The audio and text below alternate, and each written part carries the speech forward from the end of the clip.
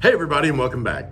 If this is your first time showing up here, I kind of want to know how you got here. Now, if this is your first time showing up here, this is Tattoo Collectables, and I'm your host, Eric. Today on the show, we have a bit of toys to show you. But they're all tattoo-related toys, and I think you all will dig them. And I'd like to remind you all once again, we are on the precipice of the 1,000 subscriber giveaway. If you want to be involved in this, like and subscribe. That's all you have to do. And once I show you everything that's going to be in it, first off, you're going to be real bummed if you're not a subscriber because you won't be able to enter for this. But you all are going to love what is coming out to you. A bunch of the stuff today is going into the subscriber pool. So let's go see what's in the mail, Eric, and see what's in the mail. What's in the mail? Hey everybody, what's in the mail? Eric here. So today in what's in the mail, we've got a few packages to get through. This first one here, let me get my Mr. Domo Tennessee fighting knife. We'll just clean it off a little there. It had a little schmutzy on it. So today, this first one comes from Stamford, Connecticut. I've never been to Stamford. And it's not Stan, it's Stamford, Connecticut, which I've never even heard of. Alrighty, I guess I'll look that up and see what they're known for. Today, they're known for sending this package to us here. So you've seen me get these before. These are called Dunnies, and they are tiny little bunnies that have been done up by tattoo artists. Now this one, I think this one is super neat. It's got those little on the back. It's done up like a little Japanese or a little Japanese foo dog there. I love these. I think they're awesome. And it's the little toys that come with them. This one's got a little shovel for some reason. I'm not sure what they're digging for, but we're gonna put it back in his hand here right quick. So now this one was done by BJ Betts, and BJ Betts is normally a lettering guy. But it looks like he's pretty adept at doing tattoo work as well. So the other one I got was the Hannah Aitchison. This one is the BJ Betts. Now the BJ Betts is kind of hard to get. It ranks up there with the Matty Rinks. Matty Rinks has one out there that you're not gonna find. I think they made 4 of them, some crazy shit like that. I've been looking for one because it's just covered in boobs and vaginas, you know. But this one was cute. I didn't pay that much for it. I'm gonna display it right next to my other one down there. Every time somebody sees them in the cabinet, they're like, "Oh, those are cute. What are those?" And you have to go into the explanation of what it is. I just love it. I think it's neat. If you can get them and not pay an arm and a leg for them, I would say do that. That was wild.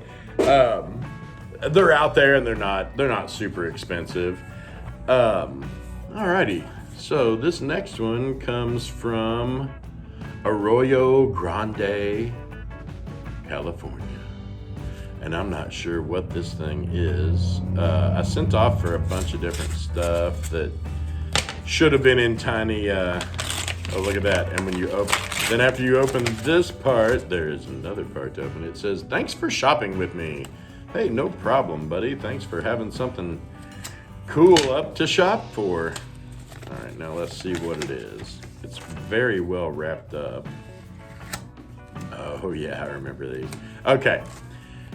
So in the early 2000s, Ed Hardy sold his name and didn't sell. He licensed his name and images of stuff that he'd done to about 2,000 different products.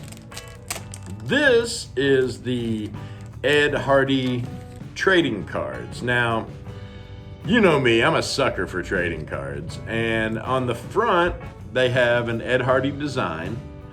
And then on the back, it's got, it says, "Love Kills Slowly," a classic tattoo design originating in Ed Hardy's San Diego shop in 1972. It is currently one of the most recognizable and reproduced Ed Hardy tattoo designs. Many of Ed Hardy's tattoos represent love gained, then lost, and inherent human desire.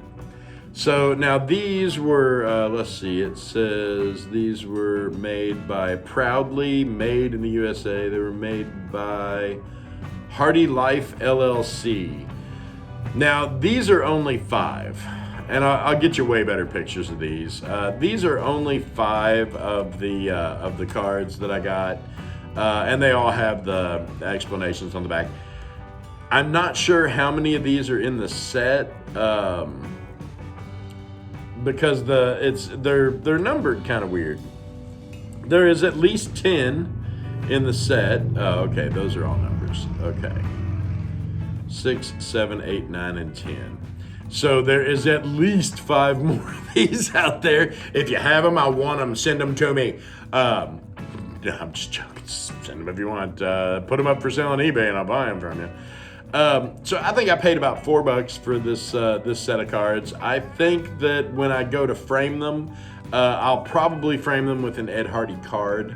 I've got several of those, or an Ed Hardy piece of flash. Whatever I end up doing with them, it'll be an addition to something else. Ooh, that's sticky. I'm not gonna put them back in there.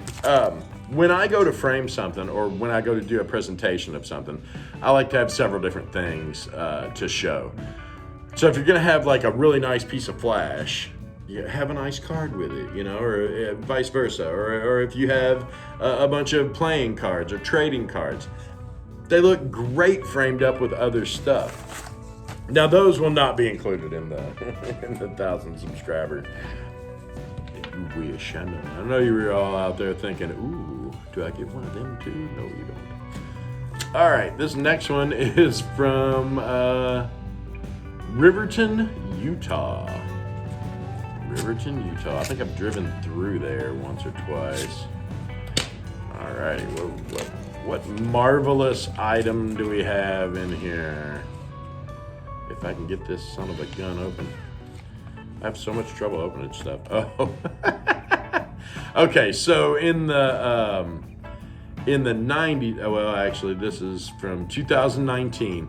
It's from the We Hate the 90s set from Garbage Pail Kids, and it's a Tattoo Lou.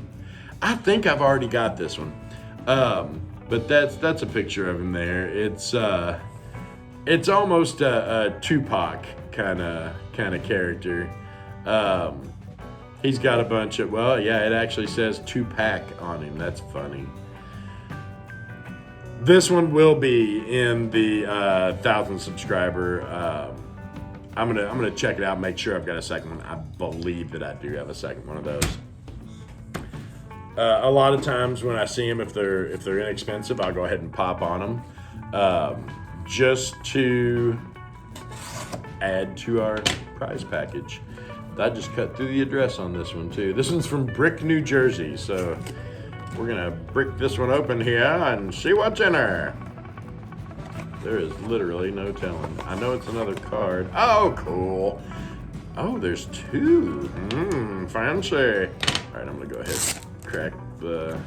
Now, they look like variants. They are with the booger green, oh, neat. And removing Reese. Oh, that's cool. So these are 2 of the same color. A lot of times they'll do these same cards. They'll do an A set and a B set. They'll be the same artwork, but they'll be different names. And that's what these are. These are Tattoo Lou and Removing Reese. I thought those were just neat. You know, Garbage Pail Kids have really embraced the tattoo community. They always involve some kind of tattooing or piercing. I love these. I didn't pay much for them. These will not be in the subscriber because I don't have those in my collection. Now I am going to do, and I've been going back and forth on it a lot, but I am going to include one of the Burt Crack cards. I've only got 2, but they're the same one. But they are impossible to find. And if y'all have looked for them after the show, you know that Beyond the Street stuff is just really, really expensive. So this next one came from, where did it come from? St. Louis, Missouri. I got my Lyle Tuttle tattoo from Lyle in St. Louis. St. Louis will always hold a special place in my heart because of that.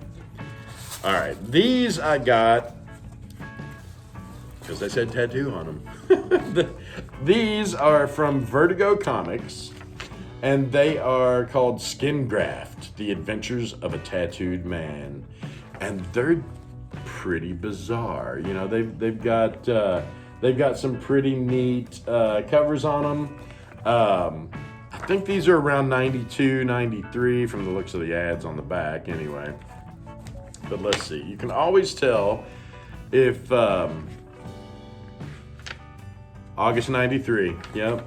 You can always tell usually if you open them up right at on the first page, they'll have a when and who kind of.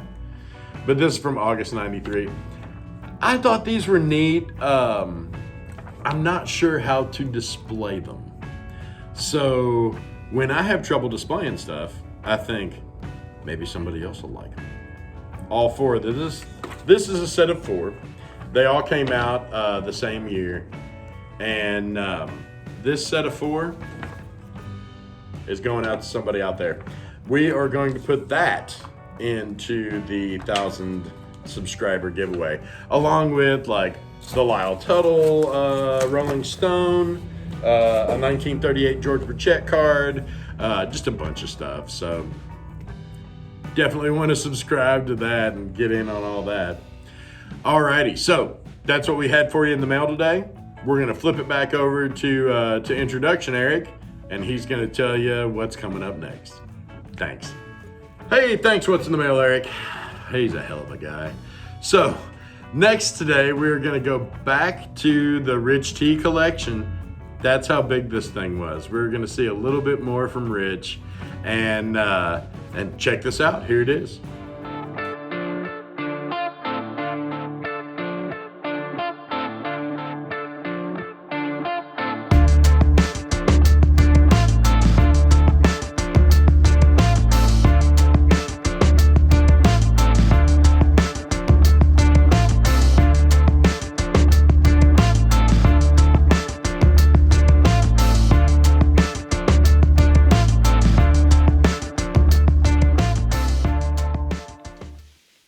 Painless Nail. Now I saw some of that out at the 70th. He had a couple Painless Nail sheets. Yep, these came from Tahiti Guild. Well, from Master Tattoo, Tahiti Felix's shop. Oh yeah. Yeah. So, but I got it from Tahiti Gill, who owns that shop now. That's awesome. And that's the gravestone? Rubbing of it. Yeah. Well. Yep.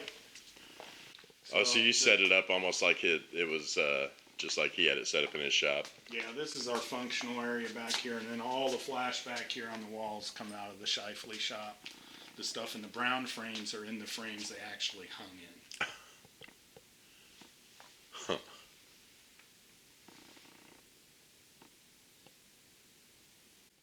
I don't know that I've seen a flash collection quite like this before.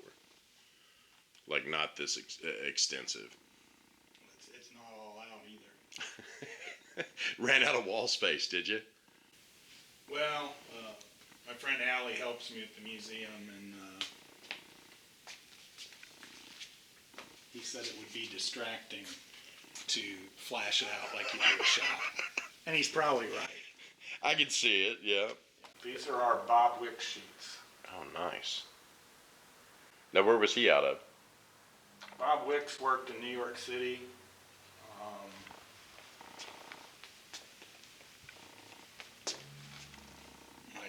He worked alongside Lou the Jew and a bunch of guys. But when so some of the first Flash, really. I mean, all this stuff's 1930 or before. He was ahead of his time. You can imagine all the New York guys felt threatened by guys Oh, shit. Like that. No kidding. And then here in Coleman's window, if you look, the top right sheet is right here. The sheet that's right under it's right there. The the sheet below that's right here. Oh, so he had a whole set. Well, I mean, you put your best stuff out front. I think it was Andy Sturtz. I'm not sure I have that right. They had a whole bunch of wick stuff that worked with Coleman and stuff. So those sheets were in the front window. That's awesome. But anyway, so, and I had this, that's part of the Del Cook collection with the exception of the Helios one there on the end. I bought that from a lady named Ruth that worked in Seattle. But everything from that sheet back on this wall is all from the Del Cook collection. The big sheets are awesome. Who did those? Those are Coleman sheets. Oh, really? Yeah, if you look right up here is that sheet. Oh, no fooling. Yeah, doesn't get any better than that. No kidding. Now the fun thing is I suspected they were Coleman for many years, and then within a couple months of one conversation with somebody, it was Sailor Chris, Albert Morris's widow. She had a Coleman sheet. I had posted one of these, and she sent me a message and said, "Is that on a weird brittle paper?" and blah blah. And I'm like, "Yeah." And so Albert had gotten a sheet or two from Huck, and Huck would always write Coleman on the back, the way I understand it. Right, so he'd They know. weren't signed, so he wrote Coleman on the back. So I thought, well, those have to be Coleman sheets, and then she sent me the dimensions, and they were the same size, had the same browning and all that kind of stuff. And then Ben Kay, we were doing a Kickstarter when we were moving into this space and stuff to get money for renovations, and I had taken a picture of my buddy George with all the swag for the Kickstarter with these sheets up in the background, and Ben Kay sent me an email saying, "You know that sheet hung in Coleman's workstation?" And I'm like, "No." And then he sent you the picture? Well, he was like, "Do you have the photos of Coleman's shop?" And I was like, "Yeah, I have those on my computer." He said, "Look, you'll find it." Amazing. So within a couple months, I was like, and I had suspected for years, and there was other people who would look at them and they go, "Oh, I think they're Darpel," and I'm like, "I think they're Coleman." But anyway, after that one's in the photo, and Albert Morris's widow having that sheet that Huck put Coleman on, I think it's safe to say that they're Coleman sheets. And then the Coleman book that Pops put out, it has a whole bunch of the stencils from these sheets. Huh. So you kind of got three things pointing at them being Coleman. I think Right. it's safe to say they're Coleman sheets. It's amazing how much now that we have to go through to authenticate the stuff that we end up with, you know?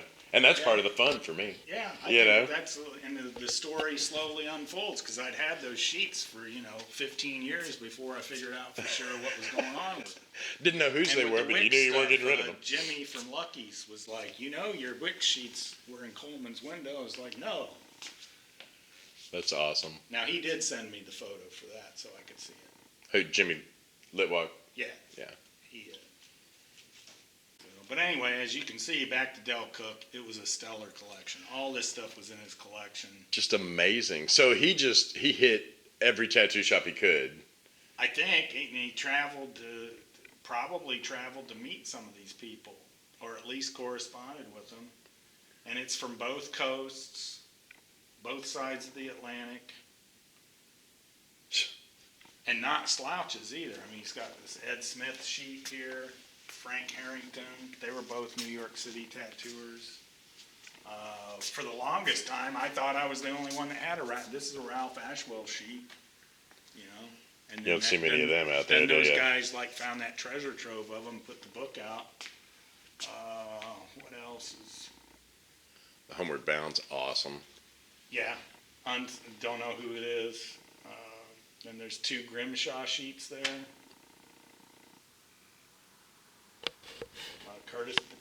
Curtis Brunn's sheet. And these are all from the same collection. Mm-hmm. Yep. Jimmy. Professor Huck. When Huck was a professor, I guess. The original. Oh, original painted. Yeah, that's. Now that was from the commercial stuff that he sold through the supplier. That's one of the sheets, but this isn't black and white. That's on board and hand painted. I suspect that's the sheet that they made the negative from. Oh, I'm sure. Or the plate from to print them. Oh man, that's just and all these years later, it's still just as crisp, and the colors are just as good as they ever were. Yeah, how could you improve any of those designs? Right. Sailor Eddie Senior. And you look at the prices, and that'll date that stuff. Oh yeah. Oh yeah. Sutton and Lewis. Kind of a mystery dude. Diamond Joe Rivers. But I kind of like these sheets. He does this crazy border on it. This was in Dell Cook's collection, and then these other sheets over here that were Diamond Joe were in Shifley stuff. So I would say that Dell probably got that sheet from Shifley. And some Scoose. Original Les Scooses. Yep. And then Jimmy Skews confirmed he found a photograph with this in the window of his granddad's shop. So that's a Les Skews sheet there too. Oh wow. And he certainly would have got this stuff when he was visiting over there. Oh yeah. Now are these Hartley. Oh yeah. Yeah. I don't know about the one with the green board behind it, but these other ones are all Joseph Hartley. And let me slip by you. Sure. So here you have sheet H. So Joseph Hartley had a supply business. These are offset printed, but through his catalog you could order them colored. So he or somebody sat down and hand colored it because they ordered these colored. Jeez. So same with this sheet M. And they're so fine line. You can tell that those were done with single needle. They almost had to be. Had to be, but a lot of the English guys worked that way. With single needle? Yeah, for a long time. Burchett was like that too. His stuff was all tiny and small like that. Yeah. I think it was probably typical of English tattooers. In fact, when I'd done interviews with Ron Ackers and stuff, and he would reference that. All the English guys were working the single needle. No kidding. He would talk about Skews was somebody who kind of made American style stuff popular by lining stuff with a 5 or a 7. Right, bumping up the outline a little bit. Yeah. Yeah, I didn't understand how Burchett even did a lot of the stuff that he did. You know, like I seeing the at that 70th, I always imagined it being bigger. Yeah. But it's like this stuff. It's like it's like little bitty stuff. Yeah. Delicate, you know. Oh, let's see. Cecil Rhodes sheets. Now he was from England as well. Mm-hmm. Yeah. I was gonna say all those guys had that kind of real tight, real small. Yeah, these were Ian Frost, tattooed in Croydon, gifted these sheets to me.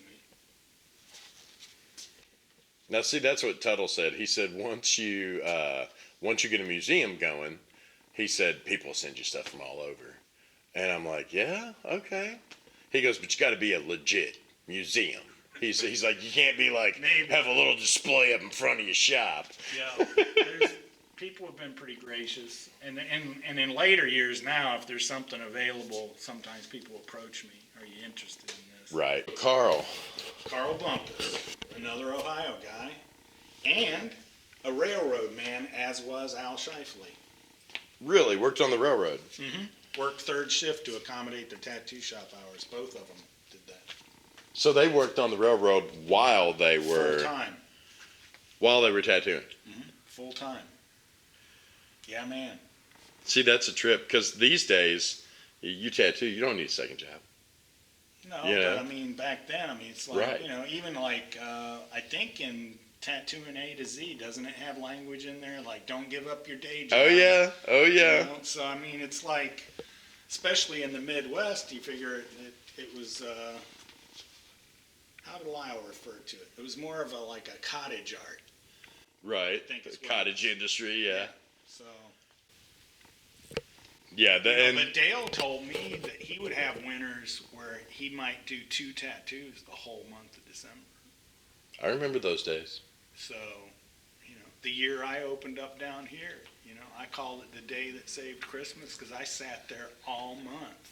And then I had these third shift workers call me like they were getting loaded.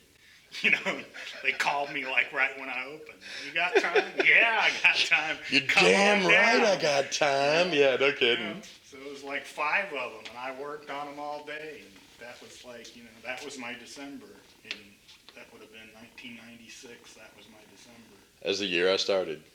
First year it was legal in Indiana. So, but anyway, Carl Bumpus worked in Garrettsville, Ohio. And he had a very similar to Shifley, and they were both railroad men.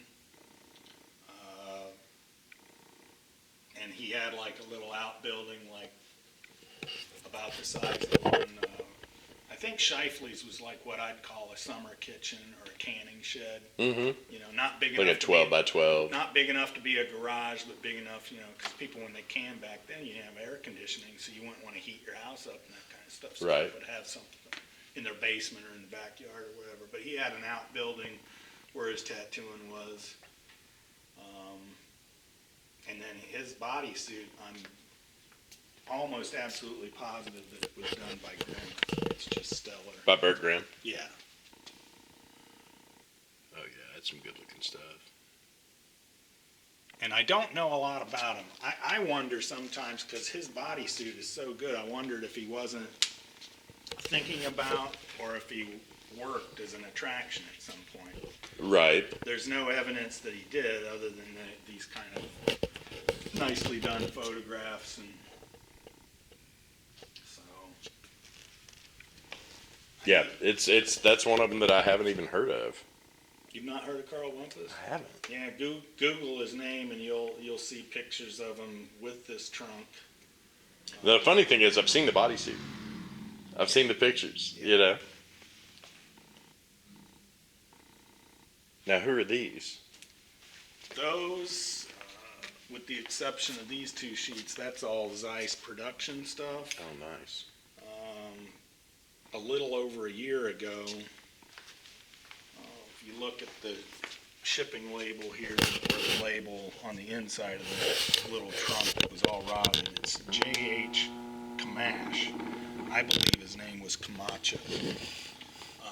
There was a guy, Joe Camacho, that came over here from Puerto Rico in the late 40s. This address still exists. It's like a cinder block building. It had 2 entrances, so I kind of, like, some of this stuff I have to make up in my mind. Right. Kind of anyway, some history reconstruction. I think that the name, that was a typo, and I'm not alone with that. And that was, you got all that from his shop? Like all this came from the same? It came from the same guy, but a heavy equipment operator from, I believe he's from Oklahoma, his grandfather had given him this stuff and said, you should hang on to this, you might need it someday. And then he realized there was, people collect this stuff or whatever. And another collector friend of mine passed on it because he thought he wanted too much money for it. Yeah. And after I explained to him that these Zeiss production sheets, however they are cool, are not worth very much money because there's a lot of it out there. Right. We got together on a price that we thought was fair. And then I bought the stuff. So these are the originals from Joe Camacho. And it's just kind of wacky. And it is. It's so good looking wacky. stuff. So wacky, it's cool. Now, the thing I always have a trouble with is imagining, like, who would step in and be like, that's money. I want that on my arm, Yeah. Yeah. So, but a little bit on the wonky side, but kind of cool. Definitely. In his stuff, I've got a bunch of stuff, and it's all written in Spanish, so I need to get somebody to translate it. Oh, yeah. So, let's see. I think over here is more of the Zeiss production stuff. And then these couple sheets, those are hand painted and in kind of not real good condition. You can see where they're kind of dry rotting in here and stuff. So, but I don't think the same hand did these as did those. No, it doesn't look it. They're really great looking. Really nicely done. Yeah. And, so now you think that might be like a Ralph Johnson or? who knows? Yeah. You know, It almost looks like him. Yeah. I'm always pretty careful not to speculate on that stuff. Right, just in case. But you know, here the shading's really nice on all these. The shading's really nice. This stuff looks like it was done with markers. That stuff was painted. Yeah, definitely. He's doing the deed on his way out. No shit. Yeah. Good for him, man. That's what I say. Good for That's what I him. say. And the story is that Stoney was truly well endowed. No kidding. Yeah, and popular with the ladies. And this is all original hand painted Stoney. Oh yeah. Gorgeous. And I've got several more sheets. Here's some of the 70s stuff, and I just have a soft spot for Stoney 70s stuff. I just love it. Oh man, it's super clean. Well, and wacky. Yeah. It's just. Yeah, I mean, like it's some off of the the stuff hook you're like, fucking who would cool. get this on them? You know, it's Or brilliant stuff. I want to meet yeah, right. who got that. You know, shit, right? You know. Now this, I've never seen any of this stuff. The 70s Stoney stuff. Well, I can get some more stuff out. I scored a few sheets this winter. And you know, Joey Knuckles and Royal Art Books has put out that new book. The new, it's a new Stoney book? Oh man. I haven't seen it. Oh, there's a treasure trove. No kidding. Yeah, enough to do 2 books. Yeah, I've got the book out there. Jiminy Christmas, yeah, I'll have to see that. Here, hang on just a second. I'll get some of those other Stoney sheets out and you can have a look at them.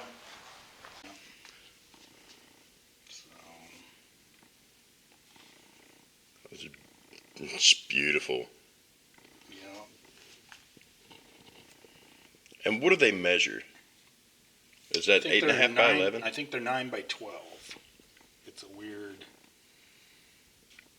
So it's almost an A4. Yeah, it's a weird size, but most of his stuff was this size. Because that's what I find myself questioning Flash sometimes when I see it online because of its size. You know, You like could, but Stoney's stuff. I mean, you can tell, I yeah. don't know if I want to show all these. Okay. Got to keep some stuff. Oh yeah, yeah. So.